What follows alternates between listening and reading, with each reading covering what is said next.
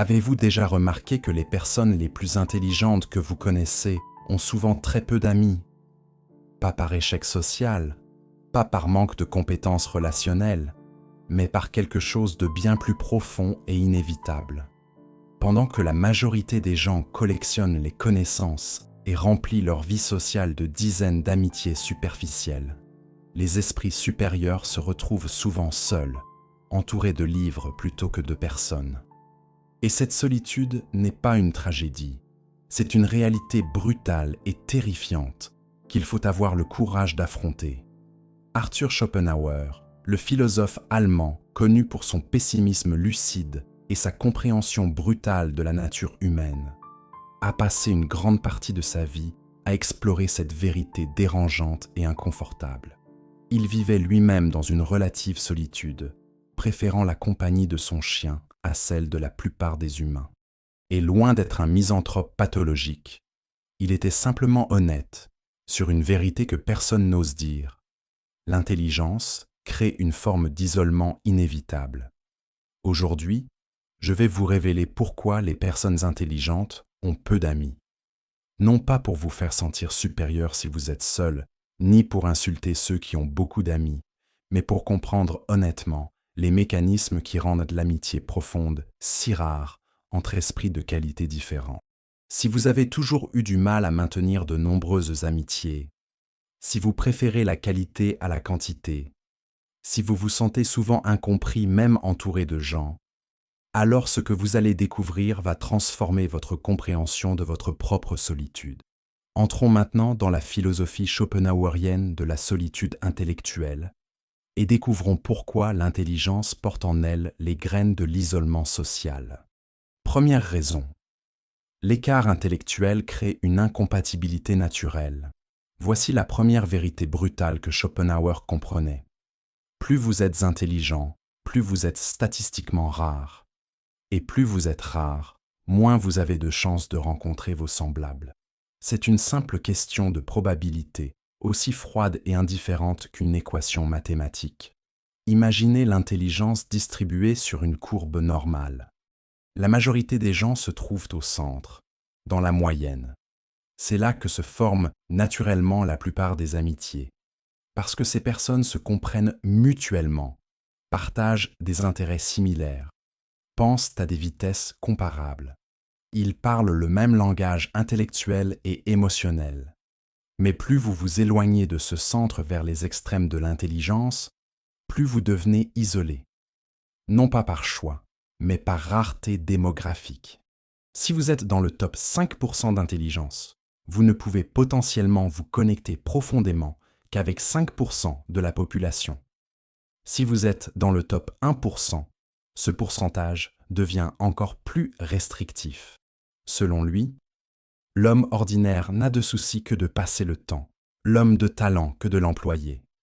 Cette différence fondamentale dans la manière d'appréhender l'existence crée un fossé presque infranchissable. Les personnes intelligentes cherchent des conversations qui les enrichissent, qui les challengent, qui explorent des idées complexes. Les personnes moyennes cherchent surtout du divertissement, du confort social, de la légèreté. Quand une personne intelligente tente de se lier d'amitié avec quelqu'un de significativement moins intellectuel, que se passe-t-il? Elle doit constamment ralentir sa pensée, simplifier ses idées, éviter les sujets qui la passionnent vraiment, parce qu'ils ne trouvent aucun écho chez l'autre. Elle doit jouer un rôle, se diminuer intellectuellement, faire semblant de trouver intéressantes des discussions qu'elle trouve en réalité vides. Ce n'est pas de l'arrogance. C'est de l'incompatibilité fonctionnelle. Tout comme un athlète olympique ne peut pas vraiment s'entraîner avec quelqu'un qui court occasionnellement, un esprit supérieur ne peut pas vraiment s'épanouir dans une amitié où il doit constamment modérer son niveau intellectuel. Et l'inverse est vrai aussi. La personne moins intelligente se sent souvent intimidée, diminuée, incapable de suivre. Elle peut percevoir cette différence comme de l'arrogance même, quand ce n'en est pas. Le ressentiment s'installe. L'amitié devient un effort plutôt qu'un plaisir naturel. Il affirmait que les génies sont comme des aigles qui volent seuls, tandis que les corbeaux, les étourneaux et les oies volent en groupe. Ce n'est pas que l'aigle méprise les autres oiseaux, c'est qu'il vole simplement à une altitude où peu d'autres peuvent le rejoindre. Et à cette altitude, l'air est plus rare, le ciel plus vide, la solitude inévitable. Observez les personnes les plus brillantes de l'histoire. Newton, Einstein, Schopenhauer lui-même. Presque tous avaient très peu d'amis proches, non pas parce qu'ils étaient socialement déficients, mais parce qu'ils existaient dans une dimension intellectuelle où très peu pouvaient les rejoindre. Leur esprit fonctionnait à une fréquence que la plupart ne pouvaient même pas percevoir. Cette réalité est douloureuse à accepter, parce que notre société valorise énormément la socialisation. On vous dit que si vous avez peu d'amis, c'est qu'il y a quelque chose qui ne va pas chez vous. Mais parfois, c'est simplement que vous êtes trop différent, trop rare, trop avancé intellectuellement pour trouver facilement votre tribu. Deuxième raison, leur esprit est autosuffisant et ne cherche pas de validation externe.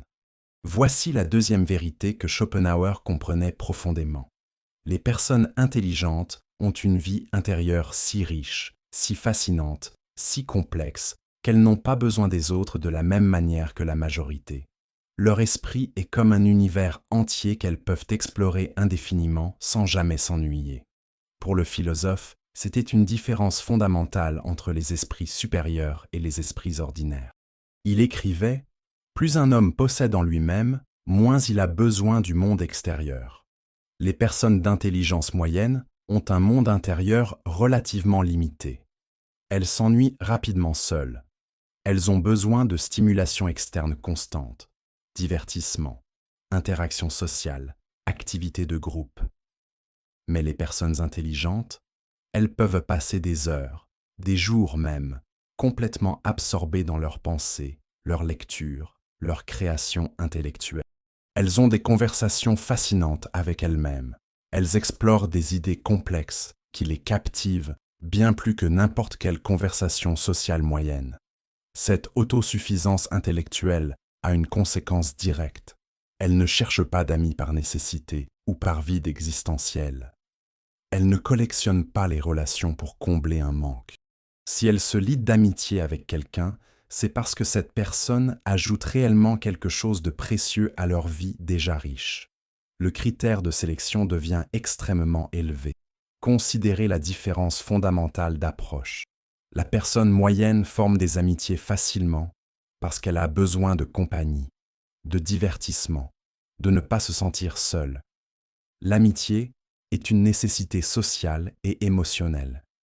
Mais la personne intelligente n'a pas ce besoin urgent. Elle est déjà satisfaite intellectuellement par sa propre compagnie. Cela ne signifie pas qu'elle n'apprécie pas l'amitié. Au contraire. Mais elle n'en a pas désespérément besoin. Et cette absence de besoin change toute la dynamique. Elle peut se permettre d'être extrêmement sélective, de rejeter les relations superficielles, d'attendre la rare personne qui sera vraiment à sa hauteur intellectuelle. Dans sa philosophie, il insistait sur le fait que la solitude est le lot naturel de tout homme de génie. Non pas une punition, mais presque un privilège. Parce que dans la solitude, l'esprit supérieur accède à une richesse intérieure que la foule ne connaîtra jamais. Il peut penser sans interruption, créer sans distraction, être pleinement lui-même sans avoir à se conformer aux attentes sociales. Rappelez-vous, 2 personnes. L'une a besoin de voir des amis plusieurs fois par semaine pour se sentir bien. L'autre peut passer un mois seul sans ressentir le moindre manque, absorbé dans ses projets intellectuels. Qui, selon vous, sera la plus sélective dans ses amitiés? Qui acceptera plus facilement la solitude, plutôt que de se forcer à maintenir des relations médiocres?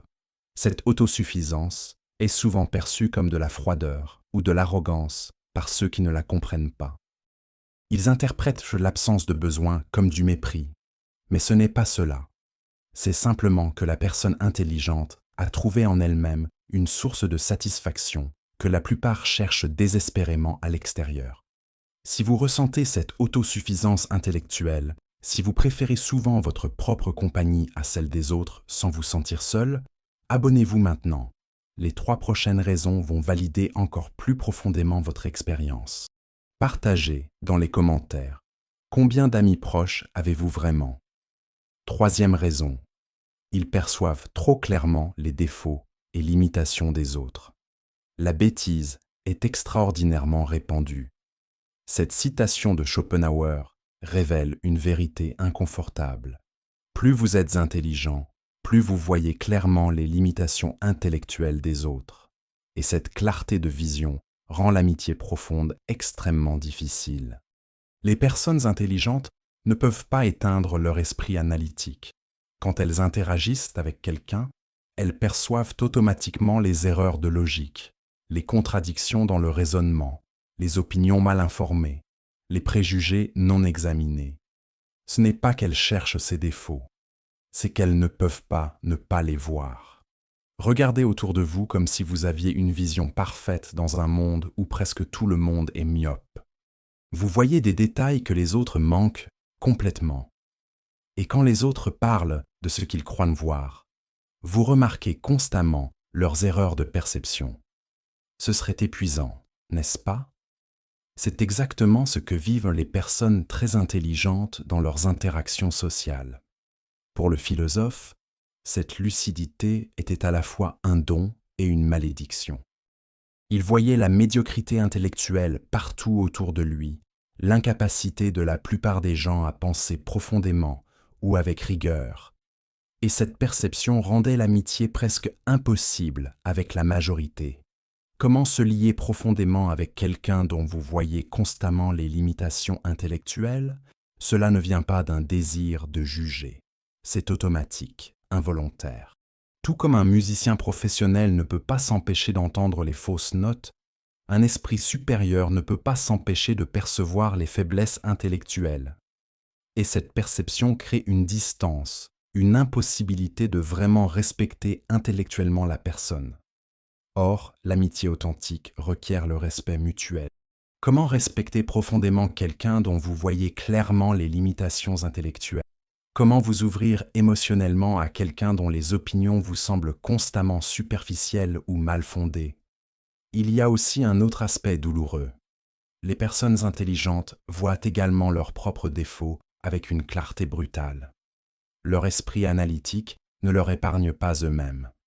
Cette lucidité sur leurs propres limitations peut créer une forme de mélancolie, une conscience aiguë de l'imperfection humaine universelle qui rend l'enthousiasme social difficile.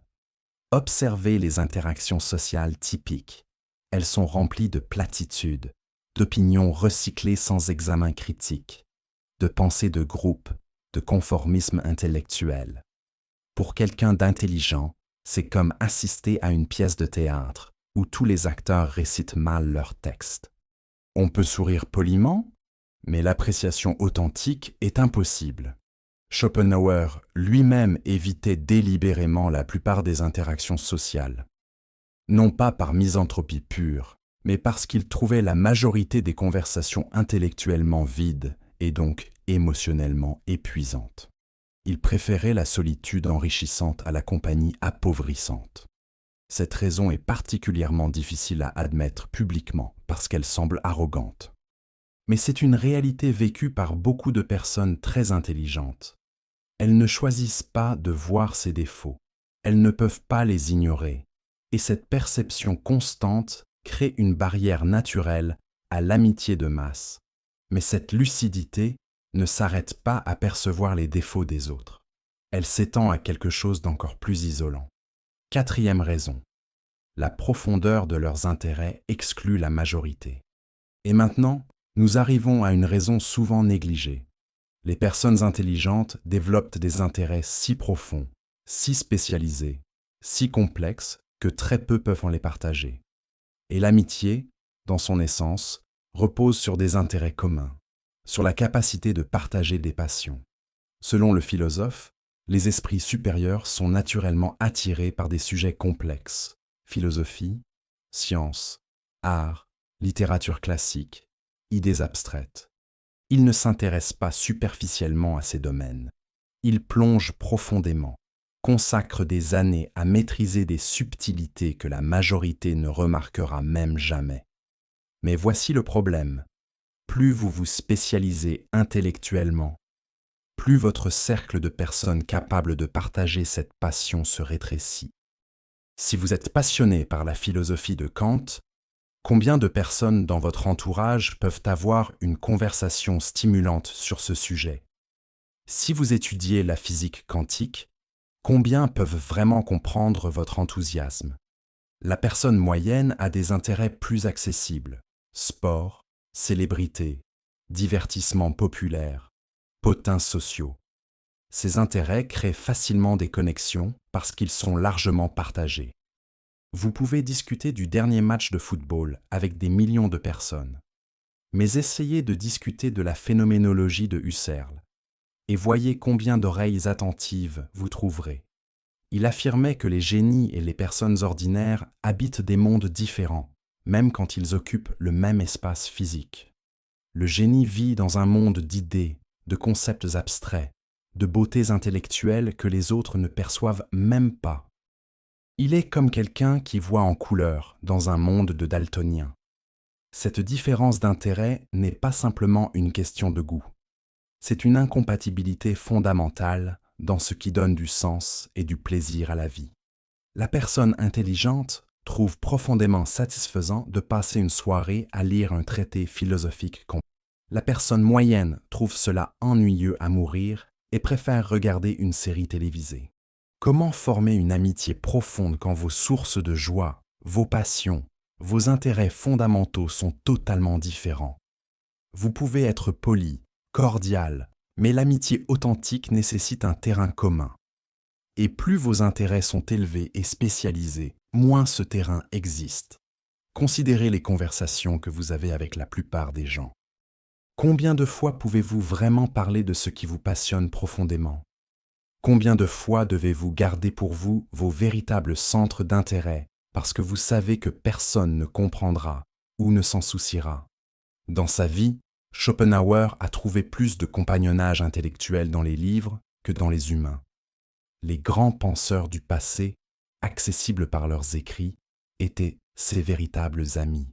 Ils comprenaient ses préoccupations, partageaient sa profondeur, stimulaient son esprit d'une manière qu'aucun contemporain ordinaire ne pouvait faire. C'est le paradoxe de l'intelligence élevée. Plus vous montez intellectuellement, plus vous vous éloignez de la foule, non pas par choix conscieux, mais parce que vos intérêts vous emmènent naturellement vers des territoires où très peu peuvent vous suivre. Et là-haut, dans ces hauteurs intellectuelles, l'air est rare et la compagnie encore plus. 5e raison. Ils refusent les rituels sociaux superficiels qui créent des liens de groupe. Arrêtez-vous un instant et observez comment se forment la plupart des amitiés. Elles naissent rarement d'une connexion intellectuelle profonde ou d'une affinité spirituelle. Elles émergent de la proximité répétée, des rituels sociaux partagés, des activités de groupe superficielles, aller boire un verre, assister aux mêmes événements, rire aux mêmes blagues, participer aux mêmes divertissements. Ces rituels créent des liens, pas des liens profonds, mais des liens suffisants pour que les gens se considèrent amis. C'est ce que fait la majorité.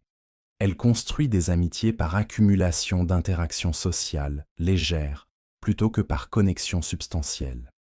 Mais les personnes intelligentes résistent souvent à ces rituels, non pas par antisocialité pathologique, mais parce qu'elles trouvent ces activités intellectuellement vides et donc émotionnellement insatisfaisantes. Passer 2 heures dans un bar bruyant à crier des platitudes au-dessus de la musique, elles préfèrent rester chez elles avec un bon livre. Pour Schopenhauer, ces rituels sociaux étaient une perte de temps précieux. Il les voyait comme des distractions qui empêchèrent l'esprit de se concentrer sur ce qui compte vraiment. La pensée profonde, la création intellectuelle, la recherche de vérité. Il préférait la solitude productive à la socialisation improductive. Et voici le problème. En refusant de participer à ces rituels, les personnes intelligentes se privent du mécanisme principal par lequel les amitiés se forment dans la société moderne. Elles ne craignent pas ces centaines de micro-connexions qui, accumulées, donnent l'impression d'avoir beaucoup d'amis. Elles attendent quelque chose de différent, une connexion réelle, basée sur le respect mutuel des esprits, sur des conversations qui comptent, sur un partage authentique d'idées et de perspectives. Mais cette forme d'amitié est extrêmement rare. Elle ne se construit pas en allant boire des verres tous les vendredis. Elle nécessite des rencontres d'âmes qui pensent à des niveaux similaires. Il écrivait : « On peut être soi-même seulement tant qu'on est seul. Celui qui n'aime pas la solitude n'aime pas la liberté, car on n'est libre que lorsqu'on est seul. » Pour lui, participer aux rituels sociaux obligatoires signifiait porter un masque, jouer un rôle, se conformer. Et cette conformité était une prison pour l'esprit libre. Les personnes intelligentes veulent être authentiquement elles-mêmes dans leurs relations. Elles ne veulent pas porter de masque social, ne pas jouer de rôle, ne pas faire semblant de trouver intéressantes des choses qu'elles trouvent ennuyeuses. Et cette exigence d'authenticité les exclut automatiquement de la plupart des dynamiques sociales normales. Rappelez-vous les groupes d'amis typiques. Ils sont maintenus ensemble par des habitudes partagées, des blagues internes, des références communes, des rituels réguliers. Manquez quelques-uns de ces rituels et vous commencez à être exclus. Les personnes intelligentes manquent beaucoup de ces rituels parce qu'elles ne les trouvent pas satisfaisants. Résultat, elles restent toujours à la périphérie, jamais vraiment intégrées. Ce n'est pas qu'elles ne peuvent pas participer. Elles le peuvent, avec effort. Mais cet effort constant les épuise. Elles doivent constamment faire semblant, retenir leurs vraies pensées, simplifier leur manière de parler, rire aux blagues qu'elles ne trouvent pas drôles. C'est épuisant psychologiquement. Alors elles font un choix conscient ou inconscient. Elles se retirent. Elles acceptent d'avoir moins d'amis, mais des amitiés plus authentiques, même si cela signifie parfois n'avoir aucun ami pendant de longues périodes. Elles préfèrent la solitude authentique à la compagnie superficielle. Et voici où tout converge, où ces 5 raisons se révèlent être différentes facettes d'une même réalité fondamentale. Schopenhauer comprenait que l'intelligence crée naturellement l'isolement, non pas comme une tragédie, mais comme une conséquence inévitable de la rareté intellectuelle. Les personnes intelligentes ont peu d'amis parce qu'elles sont statistiquement rares, intellectuellement autosuffisantes, douloureusement lucides sur les limitations des autres, passionnées par des intérêts trop profonds pour la majorité et réticentes à participer aux rituels sociaux superficiels qui créent des liens de groupe. Et la société interprète mal cette solitude. Elle y voit un échec social, un défaut de personnalité, peut-être même de l'arrogance. Mais ce n'est rien de tout cela. C'est simplement la manifestation naturelle d'un esprit qui fonctionne différemment, qui a des besoins différents, qui existe dans une dimension intellectuelle où peu peuvent le rejoindre.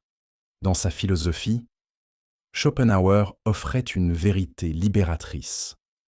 La solitude des esprits supérieurs n'est pas à corriger. Elle est à accepter, voire à embrasser. Parce que dans cette solitude se trouve une richesse que la foule ne connaîtra jamais. Le silence où naissent les grandes pensées. La paix où l'esprit peut vraiment se déployer. La liberté de ne pas avoir à se conformer aux attentes médiocres. Il écrivait quelque chose de profond.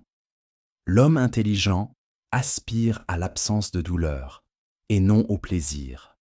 Et l'amitié de masse, pour l'esprit supérieur, est douloureuse. C'est un effort constant de diminution de soi, de conformité forcée, de conversation vide qui draine l'énergie intellectuelle. Alors, si vous êtes une personne intelligente avec peu d'amis, arrêtez de vous sentir coupable. Arrêtez de penser qu'il y a quelque chose qui ne va pas chez vous. Comprenez que votre solitude n'est pas un échec, mais une conséquence naturelle de votre nature intellectuelle. Cela ne signifie pas que l'amitié est impossible, mais elle sera rare. Vous aurez peut-être 2 ou 3 véritables amis dans toute votre vie. Des personnes qui peuvent vraiment vous comprendre, vous stimuler intellectuellement, partager votre profondeur. Et ces amitiés rares vaudront plus que 100 amitiés superficielles. Schopenhauer lui-même a vécu cela. Il n'avait presque pas d'amis proches. Mais il avait une vie intellectuelle d'une richesse extraordinaire. Il a produit des œuvres philosophiques qui résonnent encore des siècles après sa mort. Sa solitude n'était pas une tragédie, c'était le terreau de sa grandeur. Alors acceptez votre solitude si c'est votre réalité. Ne la combattez pas par désespoir de conformité sociale. Utilisez-la. Dans ce silence, dans cette paix loin de la foule, cultivez votre esprit. Lisez les grands penseurs. Créez. Réfléchissez profondément. Devenez la version la plus accomplie de vous-même. Et quand vous rencontrerez ces rares personnes qui peuvent vraiment vous comprendre, qui fonctionnent à votre niveau intellectuel, qui partagent votre profondeur, investissez dans ces amitiés précieuses. Elles seront votre tribu, votre famille intellectuelle choisie. Mais n'essayez jamais de forcer des amitiés avec des personnes trop différentes intellectuellement. Vous ne ferez que vous épuiser et les mettre mal à l'aise. Acceptez la réalité schopenhauerienne. L'aigle vole seul, et c'est dans cette solitude qu'il touche les sommets que les oiseaux de basse-cour ne verront jamais. Si ce message résonne en vous, si vous vous êtes reconnu dans cette solitude intellectuelle, alors vous avez trouvé votre communauté ici. Abonnez-vous pour plus de philosophie qui valide votre différence. Partagez cette vidéo avec ces rares personnes qui vous comprennent vraiment. Et laissez un commentaire. Combien d'amis proches avez-vous? Et est-ce que cela vous convient finalement? Nous construisons une communauté de solitaires intelligents qui ont compris que la qualité vaut infiniment plus que la quantité, que quelques connexions profondes valent mieux que 100 relations superficielles.